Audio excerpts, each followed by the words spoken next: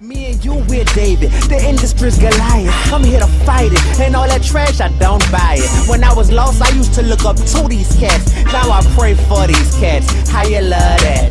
A young, dumb, desperate, money-hungry rapper. First a label sees him, then they go in for the capture. Precisely what they're after, another pawn. Talking about the people you kill, pop, pop, pop, pop. Hold on, they also like it when you talk about your drugs. How much you sell them for? 18.5? Oh, that's what's up. I'm trying not to point, but I hope you get the point. These cats ain't running the game right, I'ma get the point. Fight him, battle him, the media stay instigating. To us it's real beef, to them it's instant ratings. Then when somebody gets shot, it's such a problem. That same media is now saying we should stop the violence. Ancestors of ours are screaming from the grave, cause physically we free, but we still some mental slaves.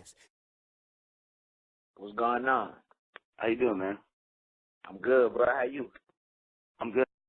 You ready for this interview? Yeah, man, no doubt. You gonna be writing all this stuff down, or it's recording? Yeah, it's recording now. Okay, cool. That's all good. All right, let's get started then. Just to begin, for the listeners or the readers, I guess, who may not know who you are, just tell us a little about yourself. You know, who is Dee-1? Man, I'm hip hop artist from New Orleans, man. Shoot, I'm the one Dee-1, the one man army. You know what I mean? Like, yeah, I'm definitely the first of my kind for what I'm doing, coming from New Orleans, man. So, you know, doing something unique for hip hop, man. It's like it's New Orleans, but it really has a message, but it's lyrical, but it's still, you know, catchy and bouncy. So it's just something unique, man. Got a lot of people excited. Definitely. All right.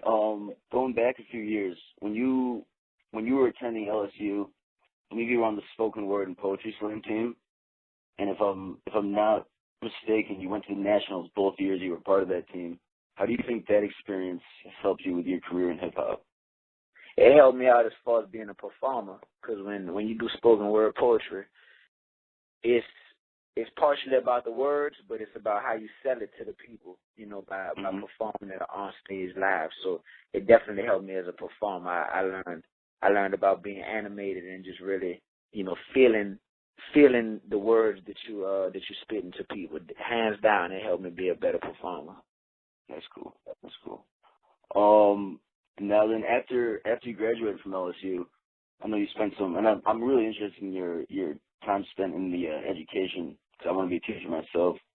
So, but when you spent time in a Baton Rouge middle school teaching kids, I believe, math and life skills.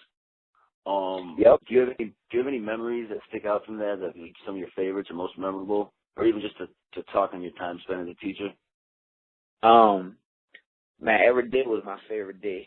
That's cool. Every single day. Yeah, like straight up, man, every day. I mean, you know, to get to the point where like my favorite moments would be when I see that light bulb go off in a student's head when I'm trying to teach them something, and you just see that moment when it clicks and they finally get it, and it's like, I get it.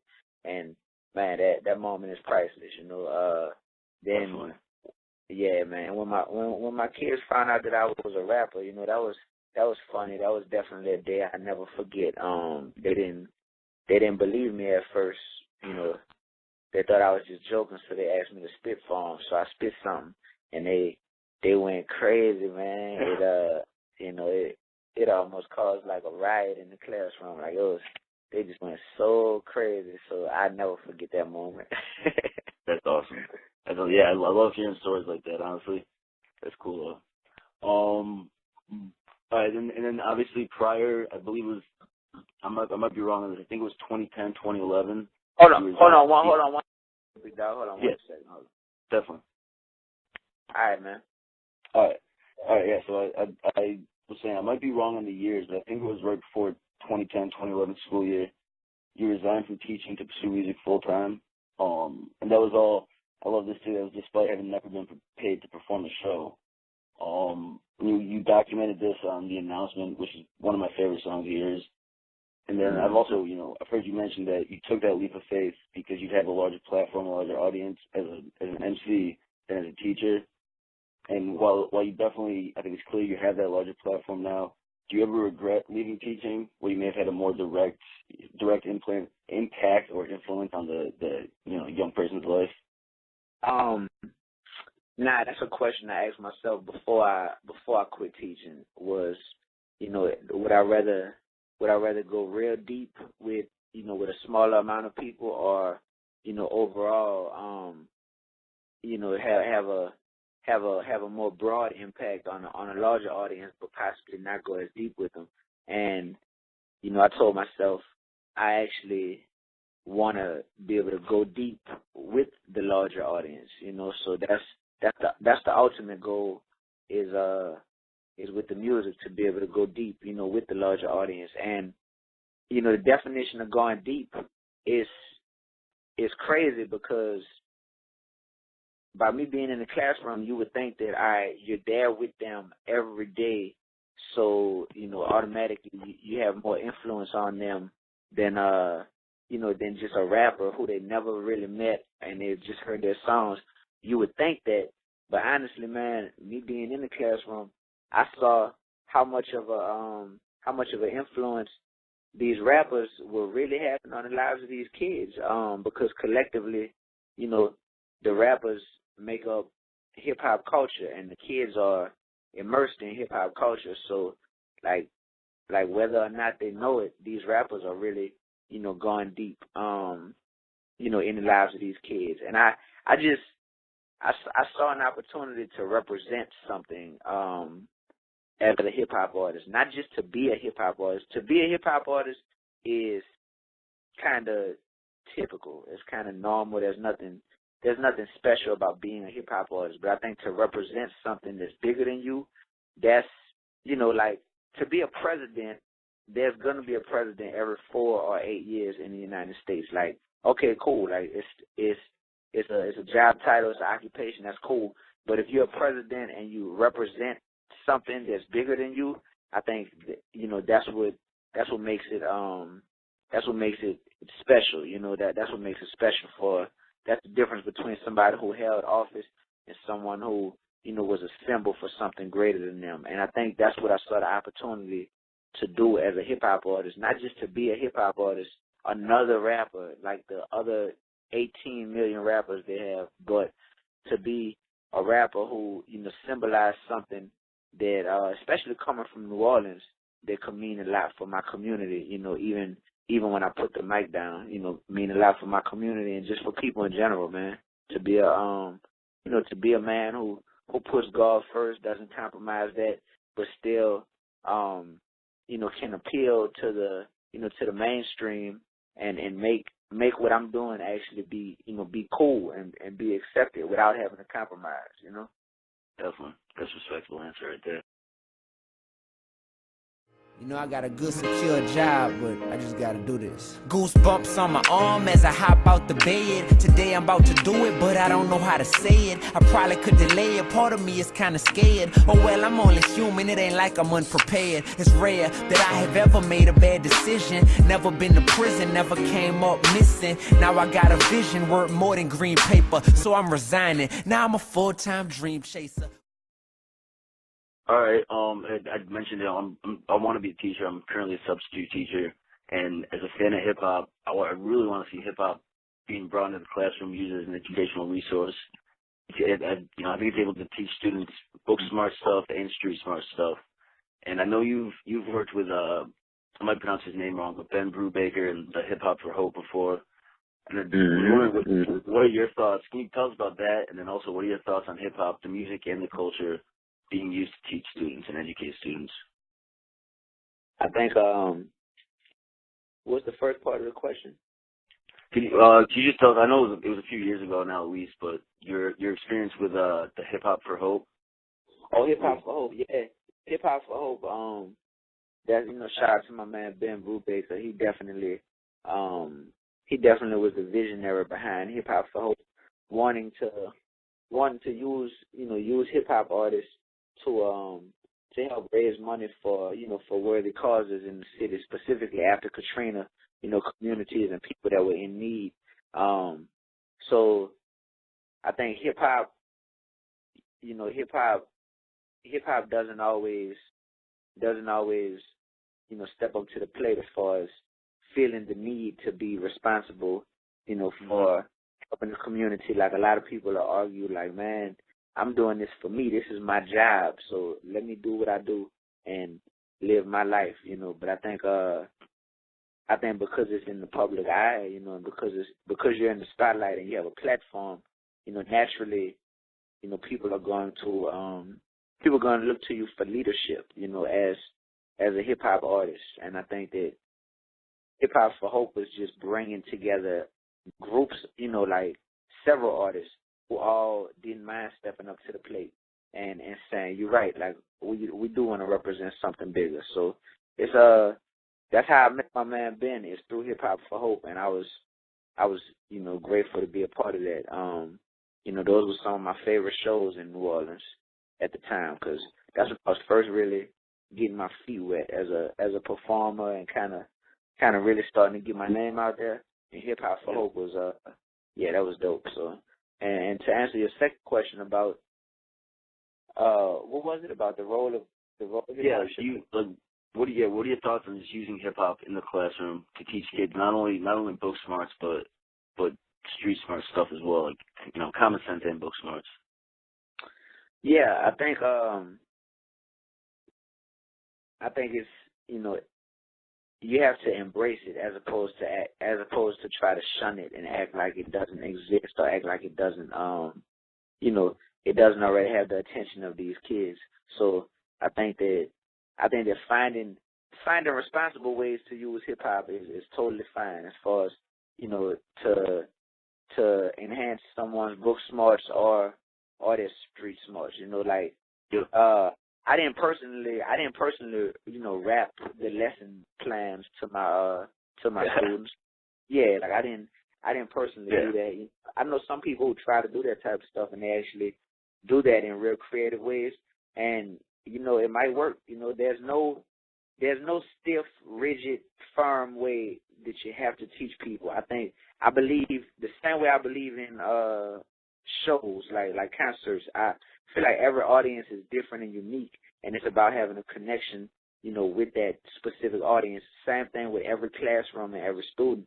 So if that works for your classroom, you know, cool. Like use hip hop by all means. When I taught life skills, I use hip hop a lot because, you know, I used songs to show how these artists were, you know, painting pictures metaphorically. Like they might be saying certain words, but they really meant something else, or they were using this to express an emotion that they were going through, and you know, just getting the kids to think critically and think beyond just the surface of just the lyrics. Like, why did this person write these lyrics, and you know, what point were they trying to make when they wrote this? Do you think that they were doing it just for the money, or you think that they were doing this because, you know, they really believed what they were saying? Like I love having those type of discussions with the kids and making them think beyond just the surface. Definitely. All right, and you just touched on this briefly. My next question just kind of touched on when you were answering the first part of the last question. But your music is very, very motivational, positive, and uplifting. You know, and then on top of the subject matter, you don't curse, you don't degrade women.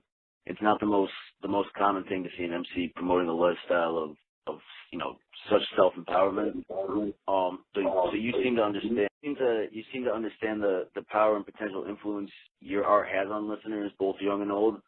So, and again, I know you just touched on this, but what are your thoughts on the amount of responsibility artists should take for their music to creating and distributing to the masses, especially, you know, the recent Rick Ross Date Right Blind, all the glorification of drugs? What do you think artists should live up to and take more responsibility for the stuff they're saying, and that kids and adults are listening to and almost taking it as like gospel? Yeah, man, they should, but this is the point I reached in my life, is I realized that everyone should be extremely responsible for their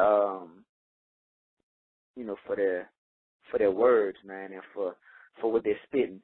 But I also don't want an artist trying to give me a good, I also don't want an artist trying to like give me like this message if they don't sincerely believe in their message. Like I don't want Rick Ross to try to talk to me about trying to respect our beautiful women and and trying to do that if that's not how he really feels, because then it's not authentic, and then it cheapens the value of the message, because it just seems like, oh, these are just words that can be tossed around by anybody when it's convenient, so like it's almost like I would rather draw the line in the sand and be like, all right, cool, who's on this who's on this side of the line, who's on this side of the fence, and who's on the other side of the fence, and just be able to know and move forward from there. I honestly think that like life is just a battle between good and evil, man. Everything you do, like so when you think about artists, it's not the artist as much like is this artist an evil person, but overall is this person's music like is this person's music good, bringing about good in the world, or is this person's music bringing about evil and glorifying evil in the world? And it's just about trying to figure that out and trying to know what's up. Because the thing with me is I collaborate with people who are on either side of the fence in my music, and I think the key is that I'm not gonna compromise what I stand for as far as whoever I collaborate with. Like I won't compromise it, and I think that it's important. It's like you got to draw the line somewhere in the sand and know what's what, and then from there, I think the goal, at least my goal, is cool. I can look and see who's on that other side of the line, and my goal is to try to see who I could pull to my side of the line, honestly, and that's through love, that's through that's through time, that's through really building relationship, really like being a light and being an example, but still being relatable to people. It's trying to pull people over to my side of the line, because there's so many people that aren't extremists in life. Like very few people are extremists. If if you think about life, and if you think about the line as being a football field, and the 50-yard line is like the divider, there's very few people in life who live life all the way in each end zone, like all the way away from the middle. It's a lot of people who are they might be on one side of the fence overall with either their music or with their overall just mission or their overall just like their daily actions. But most people are close to that line, man, because we all we all dibble and dabble. We all do good at times. We all do wrong at times. So my thing is cool. Like the people that I can reach, that might be able to be pulled over, and because at the end of the day, good is good and evil is evil. Right is right and wrong is wrong. So with that being said, like if I know that overall I'm not perfect, but I am on the side of righteousness, I am on the side of godliness, then guess what? I'm trying to pull people over to that side, like straight up, and that's that's just how I feel. Yeah. So I don't even know what the question was anymore, but that's yeah, that's just where we at. Do you think Rick Ross kind of copped out then, saying that the listeners misinterpreted his lyrics? Do you think he should have just came out? I need you to update me on what's the latest. What did he say? What did he go ahead. Well, the line was pretty much, I can't quote it verbatim, but it was pretty much, I'm going to slip something in her drink, have sex with her, and she's not going to know about it. And he came out later on and said he apologized for the lyric, but the listeners misinterpreted it. I don't think there's much room, though, for misinterpreting what he said in that.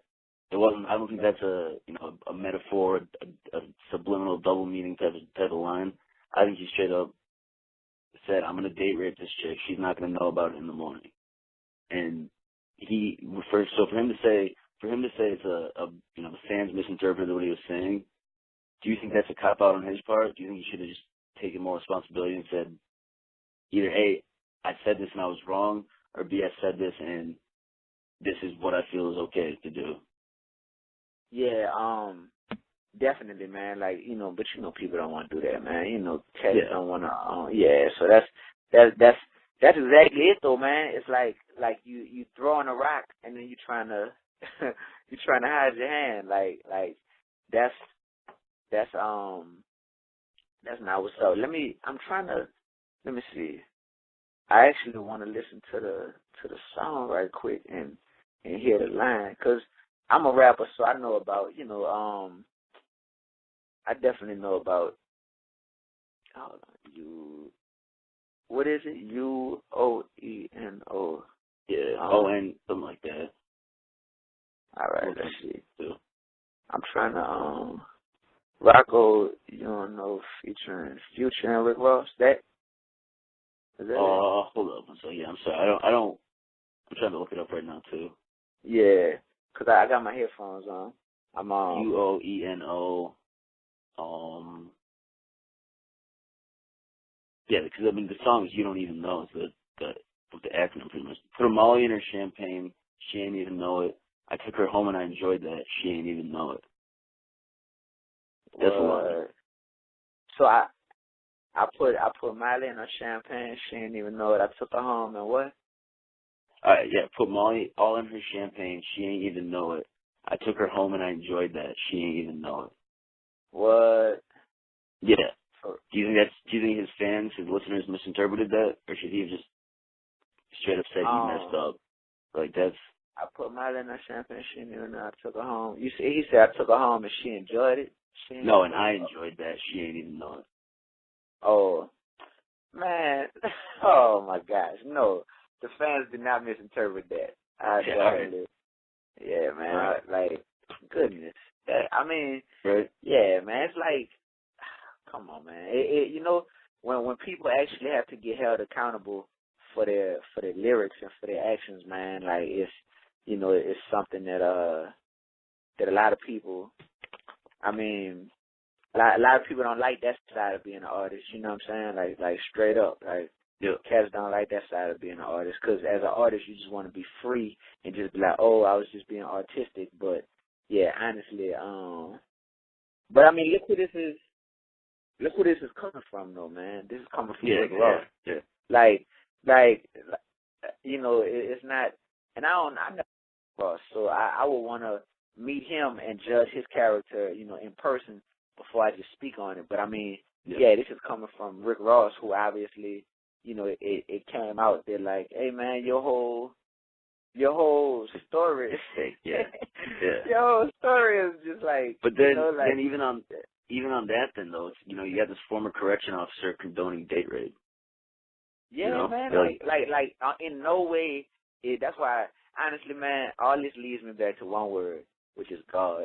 Like, some people, man, some people, you know, not to get overly spiritual, man, but it's just like some people, bro, like, if you lean on your understanding, you know, and they try to, if people try to, you know, just try to rationalize the direction they're going in their life, man, you'll just see how people are just so lost, man. And that's there has to be something that grounds you at the end of the day. That's like, look, like, this is ultimately what I submit to, you know, straight up. Because if you don't have anything that you submit to and really mean it as far as what you submit to, then, you know, as human beings, I think we're just naturally, we're wild, we're carnal beasts, man. So you're gonna get a little bit of, you know, a little bit of everything from some people, man. And the same person who, like you said, who will be a corrections officer or also be a, you know, a big time dope dealer in his music, or also be, you know, a date rapist, but also probably be, probably be, you know, I'm sure Rick Ross probably has some type of charity or foundation that he supports or is a part of, and you'll just see all this stuff, and it'll just start to me, it diminishes the value of anything. It makes it all just a lot tougher to be, you know, to be taken seriously, man, because, you know, no one is the same way all the time, but it's just like there has, I don't know, man, there has to be some type of consistency for it to be believable. And that's why, you know, I used to, like, I don't know. I used to believe all these rappers when I was younger, man. I used to believe them definitely. And once it clicked to me, I think. Like you said. Huh? You see that in the schools, like you said, with students. Yeah, man. Yeah. Exactly. Like I used to believe it, so that's why with the kids, that's why I wrote the song J50 and Weezy, because I'm like, yep, like these kids really believe y'all, and if anybody, some rappers don't understand it and get the type of impact or influence that they have, but I'm like, I think that J50 and Weezy would get it, because I know that they're smart people beyond just being talented rappers, and yeah, man, once you realize that, oh, like, dang, most of these rappers, I really can't believe, what they're saying. It's like, it just diminishes, like the music don't even sound the same to me anymore, man. Like with a lot of people who I grew up on, it's like, it's almost like, dang, dude, I'm disappointed. Like the beat don't even, it's almost like the bass don't even knock as hard anymore, because it's just like, it just feels different now. It's like, this stuff is just not believable. It don't have any substance to it. There's no real storyline. There's no conclusion or point that you're trying to make at the end of the day, and that's what happened with a few people who I grew up listening to their music real heavy. So I don't mind a realistic picture being painted of someone, someone painting a realistic picture and that portrait is flawed or that portrait is not perfect. I don't mind that, because that's what we all are as humans. Like, I don't mind that, but it's the glorification of the non-perfect parts. It's the glorification of it when you know better, and when you know that, look, I'm not even doing this anymore. This was 20 years ago. Man, these people are old, man. All these rappers, like, these dudes are old, man. So it's like you're still glorifying something that you haven't lived this reality in 15, 20 years. That's when I just start to kind of be like, all right, dude, like, draw that line in the sand, And I don't mind people saying, yep, you got to be held accountable for this. So, man, it's tough on Rick Ross right now. Honestly, man, I'm gonna pray for that man, bro. Just because, even as we sit here and talk about it, I'm like, if it's not this date rape stuff, it's the stuff about the GDs, the gang wanting to kill Rick Ross and him having to cancel his tour to his car supposedly getting shot up. I heard that might have been staged, or that might have been real, but all the stories. Shot up. Yeah, man, and just all that stuff, and one thing we all got in common, me, you, and Rick Ross, is that we're all human beings. We're all men, and as a human being, as a man, I'm like, man, like, that's a lot for one person to have to deal with. Like, I'm glad that, I'm glad I don't have that much on my plate as far as that, and still having to be productive, still having to tour, make music, be a father, all that type of stuff. So somebody like that, man, like, it doesn't make me hate him as a person. It just makes me be like, yeah, I can't, I can't act like, I co-sign a lot of that behavior. I can't lie about that, but it just makes me kind of feel sorry for him, Yep. Definitely. Like the money and all that stuff, the money, the Maybachs, all that type of stuff. That stuff ain't nothing, man. That stuff is, you were fortunate and you were blessed that you got some bread or whatever, and you made some hits and a lot of money came from that stuff. But even that stuff, man, like, I'm so not blinded by that and feeling like, nah, but despite all that, Rick Ross is so happy because he's living so lavish. Like, I'm so not blinded by that, man. I'm probably happier I'm a thousandaire, and I'm probably happier than a lot of millionaires, multi-millionaires, just because it's a mental thing. Definitely, I feel that. Yeah. Oh, that was a good answer. I appreciate that. All right, and can you, now moving on a little bit, can you tell us about Omar Entertainment? Like, what's Omar stand for? What made you want to start the group company, and then what are your plans and goals? Omar stands for One Man Army Rebel, and Omar is anybody who's on a mission and willing to stick true to that mission and be diligent with what they were called to do, even if they got to stand alone. At first, like that's usually when you got to wind up standing alone. Is either at first when you're first starting out, or when times get tough and people flee from by your side. You got to be willing to be a one-man army or one-woman army. And being a rebel, you know what I'm saying? Like being a rebel, like a rebel for what's righteous. That's pretty much what that is. Like rebelling against what's wrong, pretty much. So when I think of hip hop overall, I think of a culture that I'm like, dang, I'm trying to do the right thing, and I'm really a rebel. Like usually a rebel is somebody that's trying to, like do the wrong thing or whatever. But yeah, man. So that's what Omar stands for. My goals for the company are, I want Omar to become, like a lifestyle brand to where Omar can provide music, Omar can provide, visuals as far as short films, as far as movies. Omar can provide anything that falls under the umbrella of entertainment, but it all is it all stands firm to this standard, this standard that I'm trying to set as the flagship artist. Is like, look, the standard I'm setting with my artistry and with my music, that's the standard that I want to be set with any other music that'll come out from Omar, and with anything that you see that has Omar stamp to it. So yeah, and with that being said, that's why I have to focus on myself first and foremost, because I have to essentially like pave the road for the rest of what this is gonna be and what it's gonna symbolize. So that's pretty much what it is. And my goals, right now, musically, the goals are just to keep building a fan base and keep making people say, yeah, Dee-1 is my favorite rapper. Straight up, like that's the goal, just to keep building that buzz like that, keep touring, keep getting that exposure, and 2013, this is definitely this year is already starting out great, and it's shaping up to be a life-changing year. As I sit here and talk to you, there's there's some life-changing things that are in the works, man, and I'm just trying to see them through the completion, man, and Lord willing, they come through. If it's meant, nothing can stop it, man, and it's just gonna be cool. Like, I'll be able to speak in more detail when certain things come to pass. But yeah, that's it. Hey, do me a favor too. If I'm keeping you too long, just let me know and I'll wrap it up. Okay, cool. Yeah. But how many more questions you had left? I have a handful more left, but if you run out of time, I definitely skip ahead. Okay, cool. Just definitely let me know. It's no worries. Cool. All right. Like I said, you were just talking about 2013, and your latest release, Songs of David, was a collection of unreleased songs, and I guess some of your greatest hits.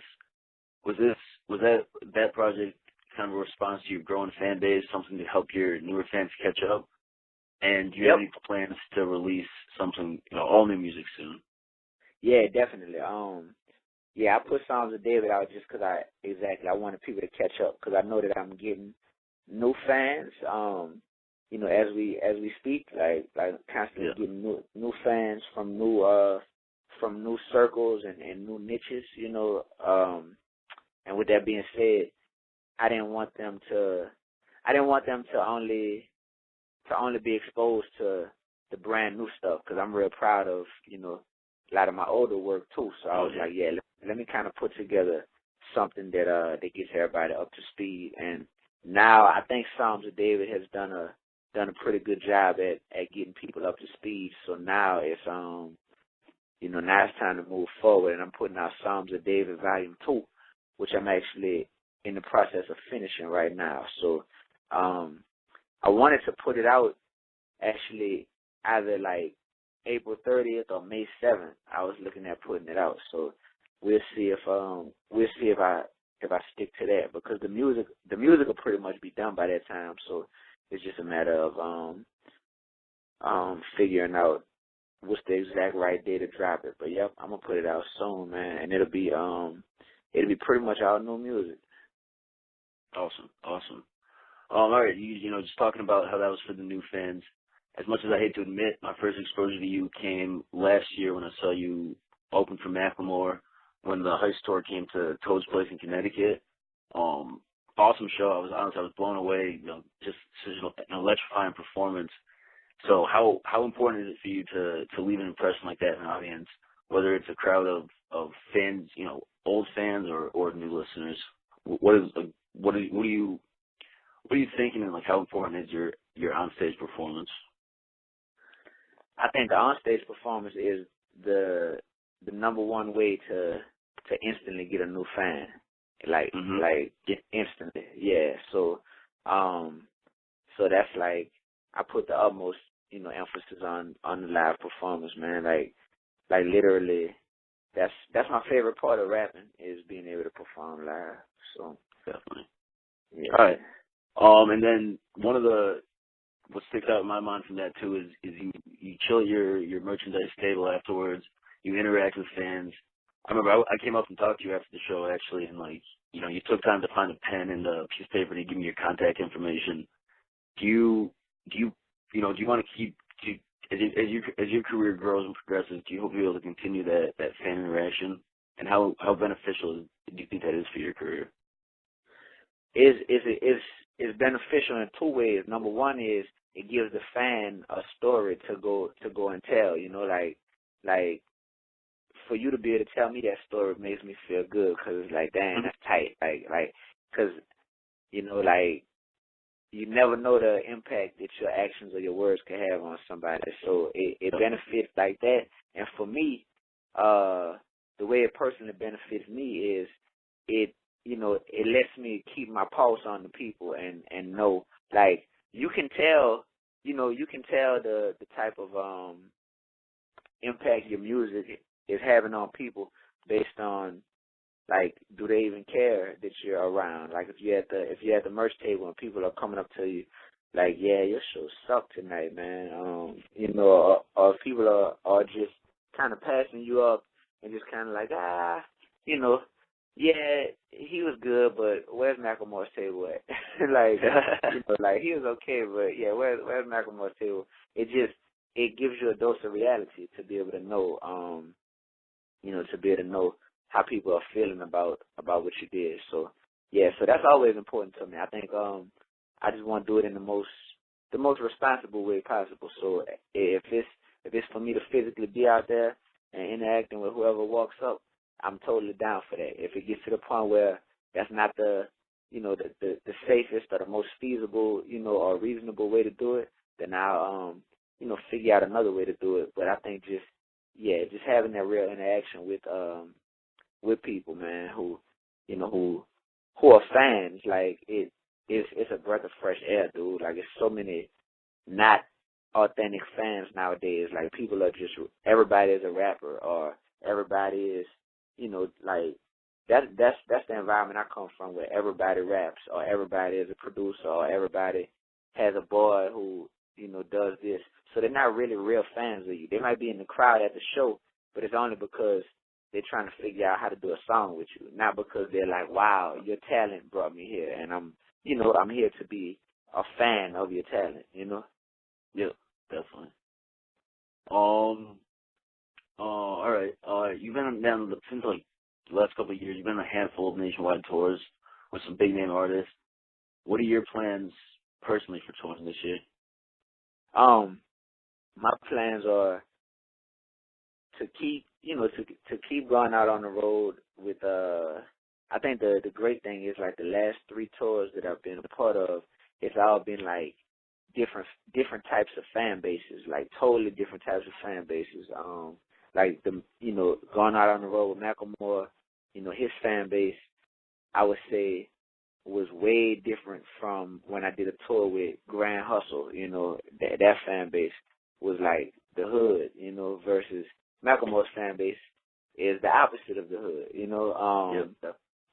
Then going out on tour with Lecrae, that was mostly a Christian hip hop fan base. So just for me to be able to do that, it's cool. Like, it allows me to see where my music really it's like field research. It allows me to see where my music really connects at, and what I'm ultimately doing is I'm building my own unique fan base, which is a combination of all these fan bases that I've been performing in front of and kind of getting exposure to. So building my own unique fan base, which will be a melting pot of all that. That's good. All right, what are your thoughts on the 2013 XXL freshman list? Honestly, I doubt it bothers you that you didn't get a spot, but what are your thoughts regarding the artists who did win? I don't even know who made it, man, to be honest with you. Yeah. Yeah, so that's my thoughts on it. Like, I didn't, I wouldn't be able to name them off the top of my head. I think like Action Bronson finally got it. I know last year you did the that video you put out, like the shout out to all the people, but from the 2012 XLs. But I think this year, I know Action Bronson did. I think Schoolboy Q did. Maybe Ab Soul too. I don't know if he was a past one or not. okay. I honestly don't know the full list off the top of my head though. I think I heard the names. One of my boys told me the names, but yeah, to be all the way real, I don't even know who made the list fully. And what was your question? What was my thoughts on it? Yeah, what are your thoughts regarding the people that did, I guess the people that did win, or just the fact that you didn't make the cut? I guess that's but I would love to make it. At this point, like next year, I feel like if I got nominated the last 2 years, yeah, man, like it should be some third time as a charm type of stuff. Like that'll be my goal. Like instead of just, I don't want to be like the Buffalo Bills and keep making it to the Super Bowl and never winning. Like straight up, I'm good on that. So so I mean it's it'll be great to make it. If I don't make it, like I'm not gonna hold a grudge against nobody, man. Like I really don't. Yeah, that's stuff. You're doing your own thing. Yeah, like the XXL cover doesn't determine if you're successful or not in hip hop. Straight up. So yeah, it does. History's proof. Yeah, exactly. If anything, you look at the cover and you be like, how many of these people really, really popped off real big? And it's definitely not a 10 for 10, ratio when you see who made the cover and who popped off and had longevity. So yeah, so it's cool, man. But yeah, I think for the people who did make it, congratulations to them. Straight up. Definitely. All right, just two more questions and then we'll be all set. Can you explain what swag means? Your definition of swag, SUAG. Shut up and grind. Yeah. Yeah. Awesome. All right. I got it. I like that. And then finally, as the battle continues in 2013, what can we expect from Dee-1 this year? This year. Oh man, I think the only thing that you should expect, because honestly I don't know what to expect. The only thing you should expect though is that every time, every bit of music I drop is gonna be better and better and better than anything. Like this is a growth season for me as far as musically. Like I can feel myself growing as an artist, getting better. So what you can expect is look forward.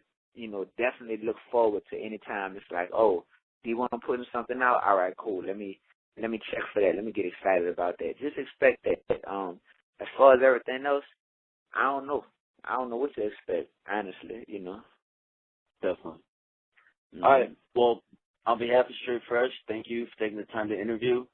Really appreciate your time, and honestly looking forward to whatever you bring to the table this year. Awesome, big man. Stuff. And good luck with everything with the site and whatnot, man. Like I salute you, dog. Keep doing your thing, bro. Keep growing it, man, and keep us posted whenever you post this, man. Just send my people a link and whatnot, and we'll make sure we get some eyes and ears to it as well. Awesome, thank you. Definitely appreciate that a lot, my man. All right, peace. All right. People ain't got no love no more, especially where I'm from down in the N.O. Money short, so folks ain't got a lot of dough. Everybody rap trying to get their foot up in the dough. Do a show, everybody in the club is a rapper. They ain't finna clap, they just finna stare at you. Man, it's so crabs in the bucket, it's a shame. So I had a plan, make my own lane. Then I came up in the game, I let them know that I ain't playing. Representing for what's real, I win a drip, it didn't Wayne. Didn't just say, listen, I just wanted to explain. Boy, that could've ended my whole career. No fear, new year, still here, still rising. Positive regardless, and that describe it. Boy, I keep it real, so even the streets ride.